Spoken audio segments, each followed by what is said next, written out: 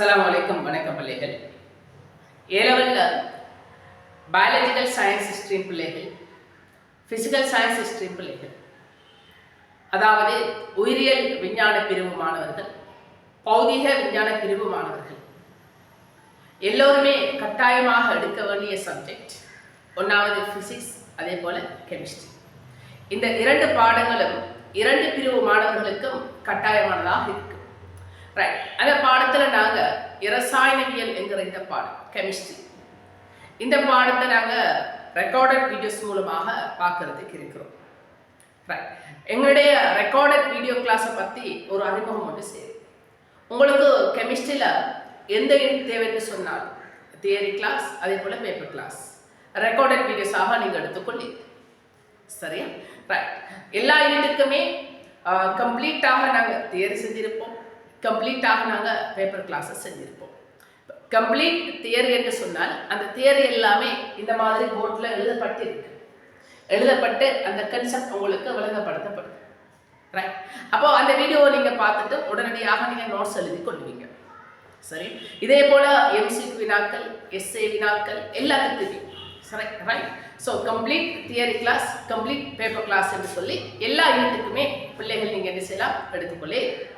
சரியா? ரைட். அந்த அடிப்படையில் நாங்கள் இரசாயனவியலில் முதலாவது அலகு நாங்கள் பார்க்க இருக்கிறோம். இரசாயனவியலில் முதலாவது அலகுன்னு சொன்னால் அணுக்கட்டமைப்பு. ரைட். மொத்தமாக இரசாயனவியலில் 14 அலகுகள் காணப்படுகிறது. மொத்தமாக இரசாயனவியலில் 14 அலகுகள் காணப்படுகிறது. அதில் முதலாவது அலகு தான் அணுக்கட்டமைப்பு. ரைட். இதே போல இரண்டாவது அலகு பிணைப்புகளும் கட்டமைப்புகளும் என்று சொல்லி இருக்குது. இரண்டாவது அலகு பிணைப்புகளும் கட்டமைப்புகளும் என்று சொல்லி இருக்குது. ரைட். மாணவர்கள் தெளிவாக புரிந்து கொள்ளுங்க. இந்த முதலாவது அலகு அணுக்கட்டமைப்பு, அதே போல இரண்டாவது அலகு பிணைப்புகளும் கட்டமைப்புகளும் என்கிற இந்த பாடம். சரியா? இந்த இரண்டு பாடங்களும் சேர்ந்து எங்களோட ஃபைனல் எக்ஸாம் பேப்பர்ல கிட்டத்தட்ட 10 மார்க்ஸ் இருக்கு. இந்த இரண்டு பாடங்களும் சேர்ந்து எங்களோட ஃபைனல் எக்ஸாம்ல கிட்டத்தட்ட 10 மார்க்ஸ் அல்லது 11 மார்க்ஸ் அந்த அளவுக்கு கேள்விகள் எங்களோட இறுதி பரீட்சையில் வரும்.